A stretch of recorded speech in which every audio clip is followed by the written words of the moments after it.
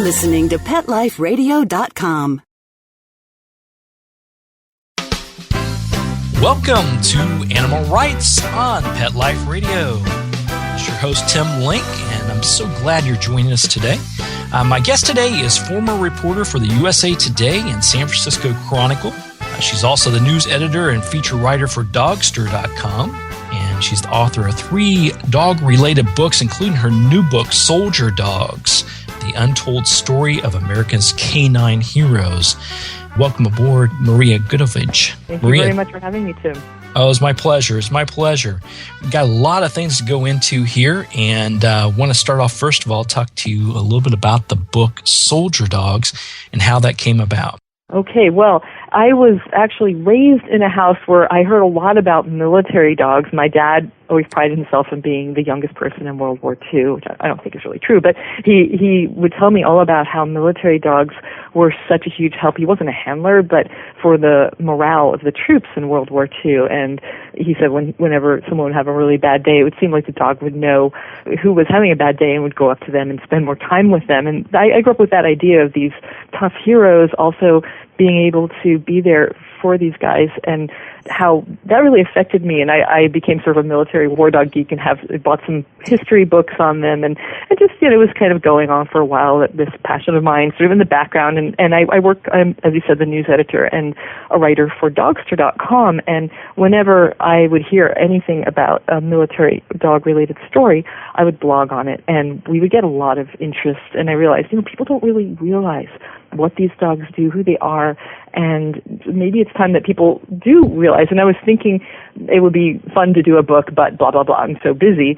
And then the bin Laden raid happened with Navy SEALs last May, and it turned out, as of course, that the Belgian Malinois, Cairo, was part of the raid. And for a dog to be part of this major military attack on this terrorist was really riveted the people and me. I was just astounded when I heard about this, and it's still a mystery what the dog did, but the fact that a dog was involved, it made people realize, wow, there are dogs serving in the military. And that's when I realized this is the time to do a book. And actually it was good timing because an agent approached me, and we had to get it going pretty quickly and turn it around pretty quickly. So I was living and breathing this and getting 2 or 3 hours a night sleep so I could get this done. And I just became really passionate about the topic and about these dogs and the handlers. That's amazing. Now, let me ask you, from a writer's standpoint on that, you had mentioned you had this passion and obviously with your father learning more about it. Did you have the structure of the book already sort of mapped out and placed and waiting for the right time? Or was this something that's like, oh my gosh, I got to get on this today because it's hot? Yeah, no, I didn't at all. I was just, the books were here, and when the agent contacted me a week or two after the raid, I sent her a picture actually of my dog with my yellow lab, Jake, with all the books sort of surrounding him to show her, hey, this is amazing. I do have this background and this love. And so that's all I had, though. And it wasn't a super deep background. It was mostly on the history, and I wasn't even that well steeped in that.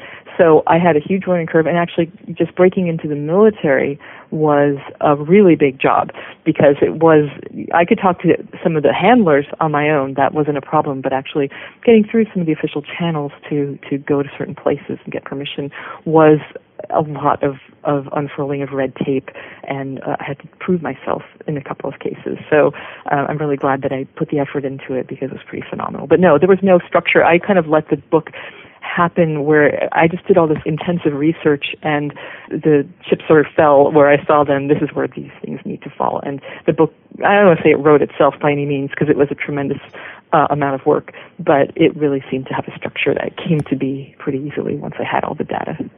Being a writer and author myself, it's always a struggle because you have all these, I don't know about you, but I have all these great ideas. I even have titles for some books, that's like, okay, if it's the right and perfect time, I'm going to do this. And I realize from a writing standpoint, you probably should start writing some things, putting some things down, because you never know when that hot thing's going to hit, and just so happens to be on your top 10 things you meant to write.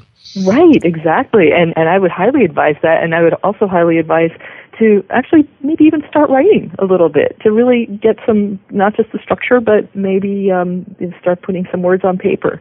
And that way, when the time comes, you'll really be ready to go. Absolutely. And that's where I know from your work with Dogster.com, writing blogs, writing articles for either online publications or magazines. If you write on a particular topic that you have a passion for or you have an interest in, next thing you know, you probably have 2 or 3, maybe even more chapters already done because you've written about them in a blog or in an article.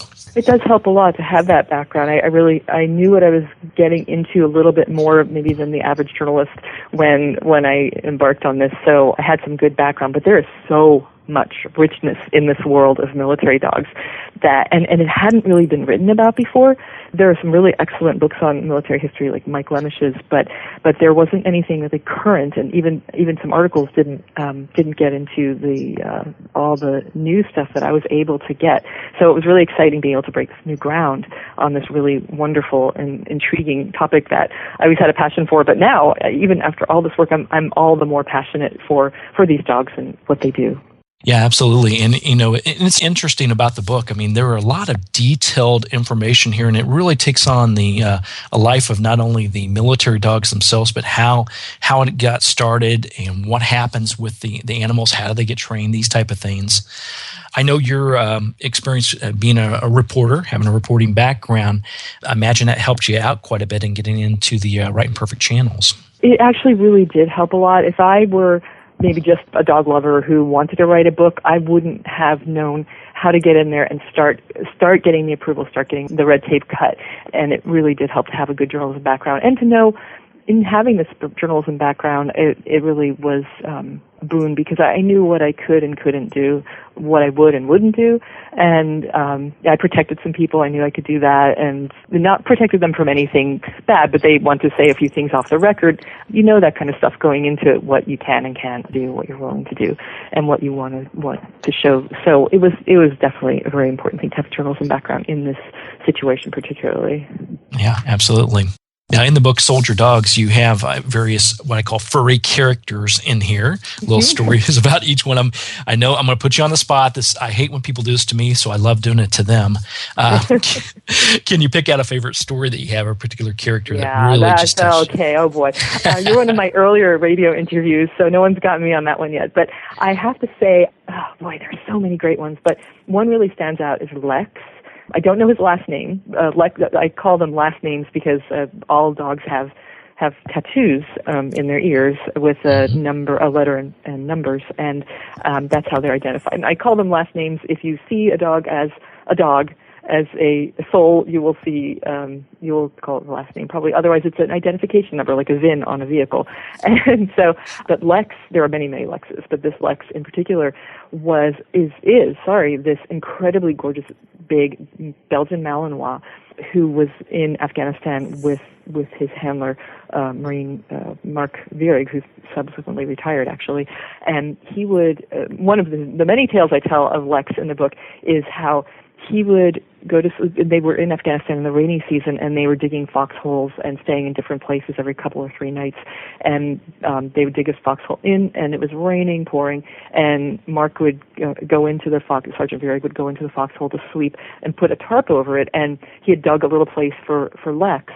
And Lex would eventually go in, he would get him in there and try to keep him dry and warm, and they'd kind of snuggle up together and go to sleep. But every time he would wake up, because all this water would come in despite his best attempts to keep it out, and he would dig out the water. Lex wasn't there, and he would open the tarp and look up, and Lex was standing in the rain in this beautiful position. I have actually a picture of this position in the book, just standing guard over his man, just his ears up, his tail up. He's just standing there all night. And Mark would say to him, Sergeant Vierig would say to him, hey, come on, dog, get back in here. And it would take a lot of convincing to get the dog back in. And he'd look, he'd wake up again, the dog would be out there just standing guard. And he wondered, do you ever sleep, dog?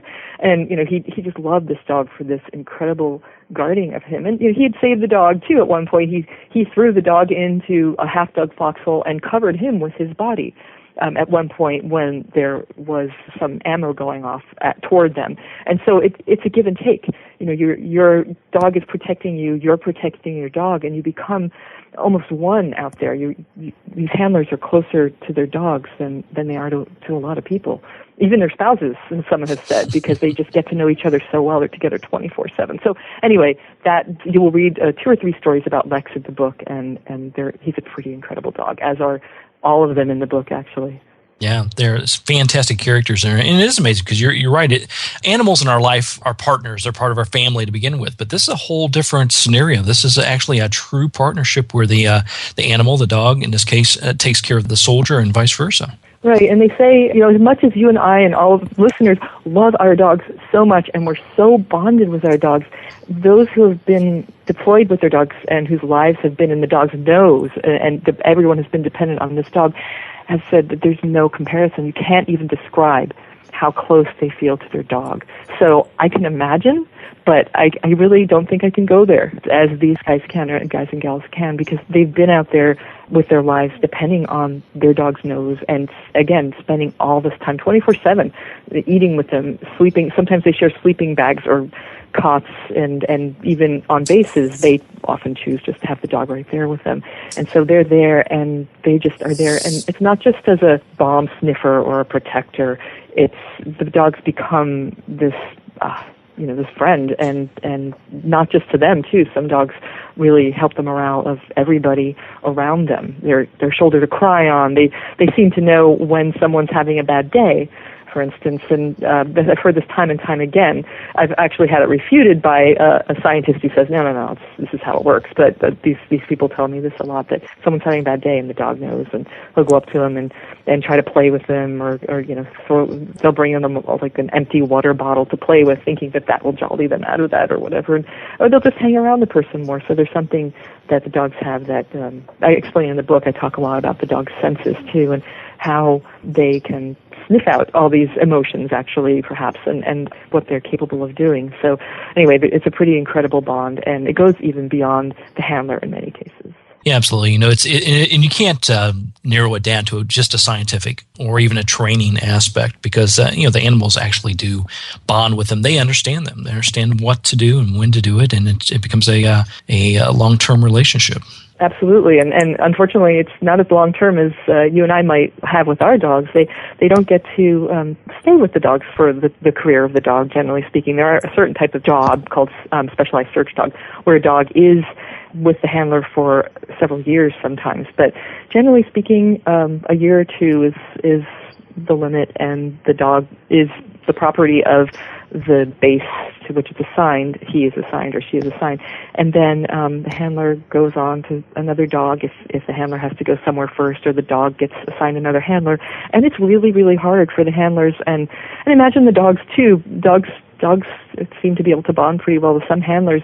Are still broken up years later after losing that favorite dog of theirs to someone else or something. It's really, really special.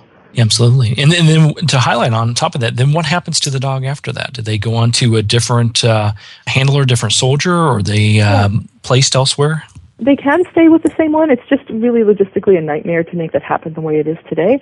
And so if the handler needs to go somewhere else, then the handler goes, or the dog needs to be deployed before the handler can, because right now there are limits, of course, on how frequently a handler can, or a troop or Marine or anyone can be deployed, but not dogs. There's nothing on the books right now that says a dog needs to be here for 7 months between deployments. Generally speaking, they really try not to have a dog deploy that much, because it's not going to be good for the dog or the people following the dog. But it's sometimes someone can get a dog a couple of times in a row, and some people have actually stayed so that they could get to be with the dog when the dog retires, and really try to retire with the dog and adopt the dog, which is wonderful. And sometimes a lot of former handlers try to adopt the same dog, and there's a little bit of sparring for the dog, and they're not really officially part of the process, but they put in their adoption papers when the dog is ready for adoption and hope that they get the dog. And it's wonderful, even that the dogs can be adopted, because it wasn't like that only 12 or 13 years ago. Dogs who were not, dogs who were bite trained were not available for adoption. They would be euthanized sometimes at the end of their careers. So it's a much better world right now for these. Absolutely. All right, we're going to take a quick commercial break, but I want to talk to you a little bit more about the book and some of the fascinating stories in there. Then I want to hit you up on writing as well, so be prepared. Okay. Sounds good. So we're going to take a quick commercial break. We'll continue our conversation with Maria Goodavage right after these messages from our sponsors. This is Animal Rights on Pet Life Radio. Sit. Stay. We'll be right back after a short pause. Well, 4 to be exact. Petco, where the pets go. Petco, where the pets go. Pet Life Radio has tail-wagging, fur-flying, fabulous deals for our listeners from Petco. Get $6 off your order of $60 or more and up to 40% off the entire Petco site. That's right. But that's not all. Because you're a Pet Life Radio listener, you'll also get free shipping on your order of $49 or more. $6 off, up to 40% off, and free shipping from Pet Life Radio and Petco. To get these awesome deals, go to petcodeals.com. That's petcodeals.com. Petco, where the pets go. I'm not much of a reader, but I do wish I were more well-read. There are so many great books coming out. I wish I could find a way to keep up. Audible.com makes it easy to stay well informed and catch up on your reading simply by listening. Audiobooks from Audible turn downtime into uptime. You'll be more productive and become well-read. Now I'm able to catch up on all the great books I've been wanting to read. With Audible, I feel smarter. Pet Life Radio listeners, try Audible.com now and get your first 30 days of Audible Listener Gold membership plan free. And get a free audiobook. Choose from over 100,000 titles. To get this great deal, go to audibledeals.com. That's audibledeals.com. Every pet is unique. Maybe they're gray in the muzzle, yet young at heart. Maybe they're growing out of the puppy stage and into their paws and ears. Or maybe they're just trying to maintain a more girlish figure. At PetSmart, we have the right food for your pet at a great value for you. PetSmart. Be better together. Go to PetLifeRadio.com/PetSmart and save up to 30% on toys, collars, leashes, PetSmart gift cards, treats, and more. Go to PetLifeRadio.com/PetSmart today. Dyson. The new Dyson Animal Vacs are powerful bagless upright vacuums for homes with pets. Air muscle and radio root cyclone technology generates the strongest suction power to powerfully remove dust, dirt, and pet hair from the home or car. To order your Dyson Animal Vac, go to PetLifeRadio.com/Dyson. PetLifeRadio.com/Dyson to order your Dyson Animal Vac today. Dyson. Music to your ears. Hi, this is Marcy Davis and my service dog Whistle, and we're your hosts of Working Like Dogs on Pet Life Radio. Working Like Dogs is the show where you can learn everything you ever wanted to know about working animals or working dogs. Whether you're a member of a working dog team or you've just seen a working dog or animal out at the mall or the grocery store and you're curious about how these amazing animals work with their human partners, then Working Like Dogs is the show for you. Join us for the inside scoop at Working Like Dogs on PetLifeRadio.com. Let's talk pets. Let's talk pets On Pet Life Radio. Pet Life Radio. PetLifeRadio.com. Welcome back to Animal Rights on Pet Life Radio. We're with author Maria Goodavage, talking to her about her new book, Soldier Dogs, The Untold Story of America's Canine Heroes. Now, one of the stories in here, Maria, that I thought was fascinating, I had no idea. You know, I work with animals all the time, but I have really no idea this happened to canines. and talking a little bit about PTSD and canines. And you talked about a story about a dog named Buck who was suffering from canine PTSD. Tell us a little bit about that and how it impacts the canines just equally as it does the soldiers. Yeah, actually, it wasn't officially recognized by the Department of Defense until last January. January 2011, they had a blue ribbon panel meet and decided that, yes, this is indeed real, and we do need to be looking at the best treatment options and what to do for these dogs. And they have very similar symptoms. They call them signs in dogs, and they're as with people, so they may withdraw, they may have changes of behavior, they may just have a very different personality than they did before, more aggressive, more reclusive. The dog that I came across in the adoption kennels when I was at Lackland Air Force Base, which is where these dogs go to be adopted at the end of their careers, is, or some of them anyway, was a beautiful brown lab. He was curled up and in his kennel and just sort of staring out into nothing, while all the dogs around him, of all breeds, were barking and twirling and getting attention and just being just really outgoing, loud dogs. This dog was very different, and I stopped and I asked about him, and the guy taking me around the kennel said he probably heard one too many bombs when he was in Afghanistan. I never found out exactly what happened, and the people who ended up adopting him don't know what happened to him, but I did see some footage of him over there in Afghanistan, and he just looked scared of everything, and he may have been one of those dogs who just was too sensitive hearing-wise, and you know how dogs' hearing is so sensitive anyway, and it just was too much, and he withdrew. When the really sad story is when I'm in touch with his owners, who are the best ever. I mean, I'll go live with them. They're this wonderful couple in Texas, and he's a minister, a preacher, and they have an acre where he is fenced in. He can run around, but he still shows the signs of his PTSD, where he's scared of people in general. He's really scared. He loves his new folks, but anyone else comes over and he gets really withdrawn and scared. If he's right under one of them in a chair or under a chair or something, he's okay, but he's just really skittish, and they wouldn't have sent him overseas and deployed him if he had been that way before. And they're trying to figure out what's going on with him and how to resolve that. And there are a lot of treatments that they're doing within the military to try to get the dogs back on track. About 25% of dogs can go back and go outside the wire again, and some of them can be used in other work. They can be retired and used as police dogs, for instance, where there aren't bombs and isn't the craziness of war.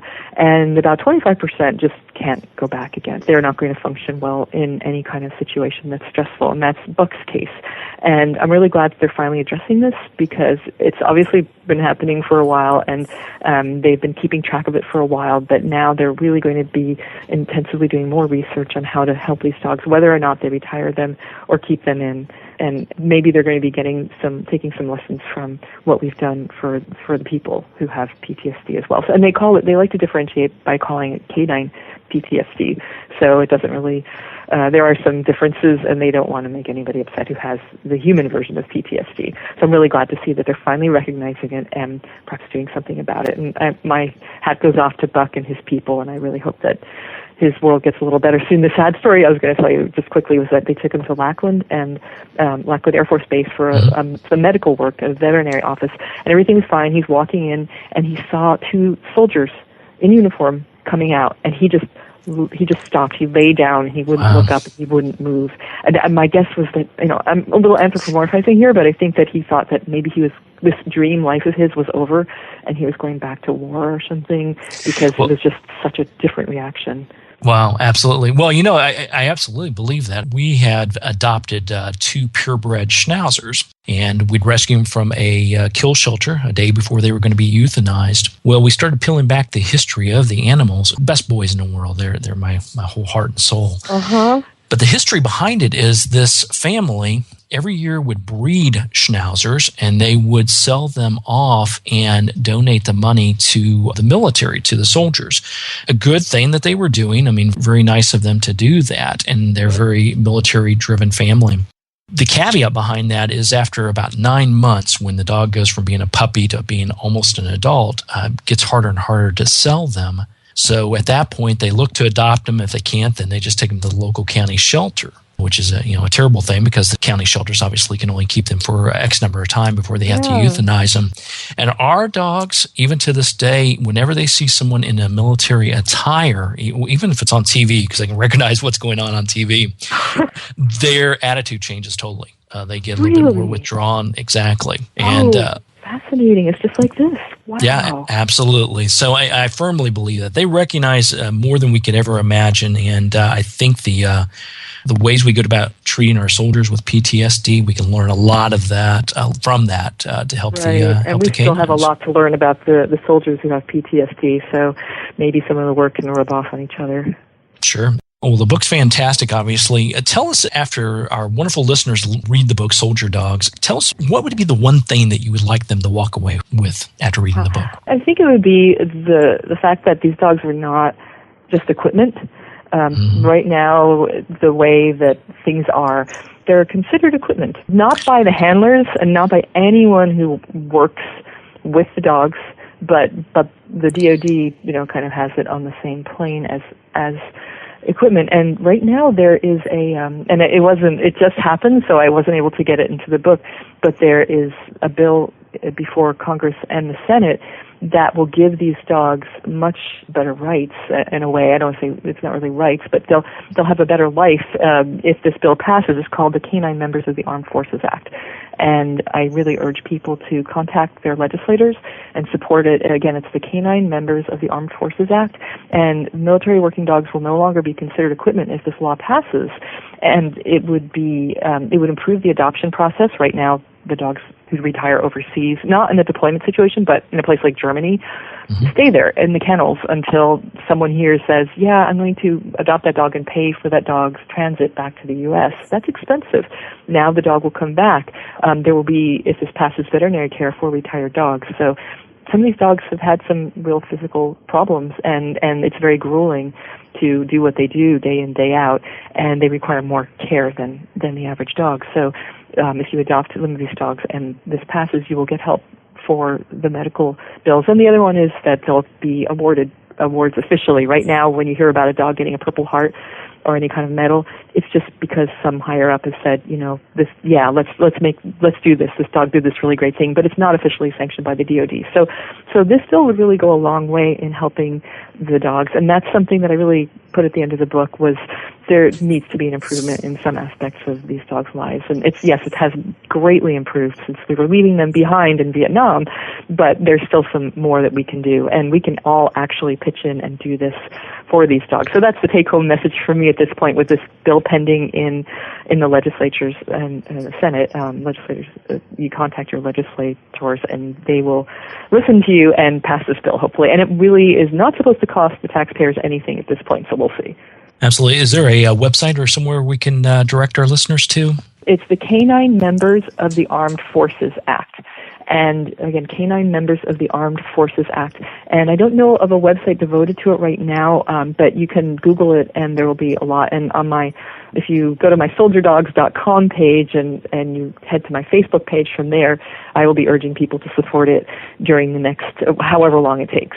So you will see it on there as well. Absolutely. So everybody get behind that, definitely. So I think it's a great situation. We should be doing it. We should be dead a long time ago, but I'm glad it's finally being recognized, and it seems like we're turning the corner, just like we are with everything with animals. We're slowly, as a society, turning the corner to doing the right thing by them. Absolutely, Tim. Yeah. Now, let me ask you a little bit about writing in general. You've obviously been a reporter, we talked about. You write for dogstar.com. You've written several different books. Tell us a little bit about what you go through as far as the difference between writing an article or reporting on something or writing for the dogstar.com compared to putting together a book.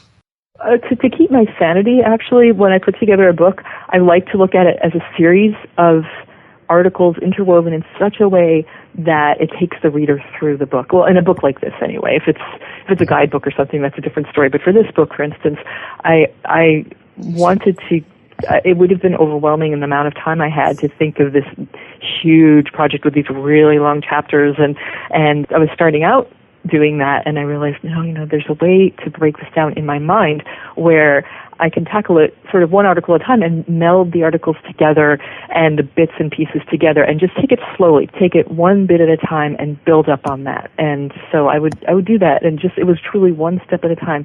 And for instance, I would tackle the PTSD portion of it, and I would weave in the medical. I would have some interviews with some people, and then I would say, how does that fit in with where I met Buck? Because that was in a different part of the book, how I was going through these adoption kennels, and it would all just sort of, the lines would start forming, this is what connects, and it all really worked. I had a general format that I started with a 7-chapter book, and now, as you can see, I think it's 52 chapters. So my editor and I worked on once I had done that, sort of pulling everything apart, and it stuck together really well. So I think just don't get overwhelmed with this huge task at hand. Take it one step at a time and know what you're going to do every day. Know what you're going to accomplish that you have to get done, and just do it no matter what it takes. And I was lucky enough where I was working in my dining room in my house in San Francisco because my husband has our home office right now, and he needed to be in there. And so we had this little storage shed in the back that we built 15 years ago, a 6x8. When I got the contract for the book, I said, okay, this is becoming my writing cottage. So I took all the storage stuff out, put it in the garage, and had some windows put in. We painted it, and it's my writing cottage now. And having a separate place to go, either in your house or apartment, or if you can do something like I did, it is just the best, because you just have to absolutely focus on what you are. And half the time I just put my phone upstairs. I have electricity in there now, but I would just leave everything upstairs so there would be no distractions. And in my deadline, I had to do that. It was the only way to get it done. And I didn't know at times, since there are writers listening to this, I didn't really know if I could do it, because there was an overwhelming amount of information, and I had to be researching. I'm someone who likes to research and then write. Mm-hmm. I'm not someone, who could just, write as I go along. So I needed to have all the material in hand so I could really see where it would be best. And it was a lot. I had not so much time to do it, but I believe that you try to do what you think is impossible, and you can do it if you really put your mind to it. So it worked out really, really well, and I think it turned out really well. Yeah, you sound like a lot like me. I tend to, I will say I am a procrastinator at times, but when it's crunch time, it gets done, and I like to think it gets done well. And I love the fact that you have a writing cottage. Guys have a man cave, you have a writing cottage. I think it's a great thing. Hello. Fantastic. So Maria, tell us where people can find out about Soldier Dogs, a little bit more about you and some of the other things that you're doing. Okay, yeah. They can go to soldierdogs.com, www.soldierdogs.com, and you'll find bonus photos that aren't in the book, and you can also find some videos and some resources that I really believe in there, and information about the book, of course. And if you want to come check out dogster.com, it's a fun place, and we're just launching into a brand new format with a beautiful magazine format, and it's going to be really beautiful. So that's dogster.com. I write for them every day, sometimes twice a day. And again, I'm the news editor there, so you can find out lots of good dog news and dog goodies at dogster.com. But yeah, come visit at soldierdogs.com. I have a little blog there on military dogs, and come like my Facebook page. It's connected there, and you'll see it there. It's Soldier Dogs Facebook page. Yeah, so definitely get a hold of a copy of this. Definitely keep track of what Maria is up to. We're excited about it. Congratulations on putting together such a fabulous book, and we look forward to hearing from you more down the road. Thank you so much, Tim. I really appreciate it. Well, we've been talking to Maria Goodavage about her latest book, Soldier Dogs, The Untold Story of America's Canine Heroes. So thanks to Maria again for attending the show. So we're coming to the end of the show today. I want to thank everyone for listening to Animal Rights on Pet Life Radio. I also like to thank our sponsors and producers for making the show possible. To find out more about me, Tim Link, and other guests I've interviewed on the Animal Rights Show, and to find out more about the blogs and all the other wonderful things that we have out there, you can visit PetLifeRadio.com. That's PetLifeRadio.com. And while you're there, be sure to check out all the other wonderful hosts and downloads and blogs that we have posted on there. You won't be sorry. It's fabulous stuff. A lot of great shows out there. If you have any questions, comments, or ideas for the show, please email me. You can email me at tim@petliferadio.com. That's tim@petliferadio.com. And I'll do my very best to answer your questions, entertain your comments, and bring on the authors you want to hear the most onto the show. So until next time, write a great story about the animals in your life, share it in a blog, article, or in a book. And who knows, you may be the next guest on Animal Rights on Pet Life Radio. Let's talk pets. every week on demand, only on PetLifeRadio.com.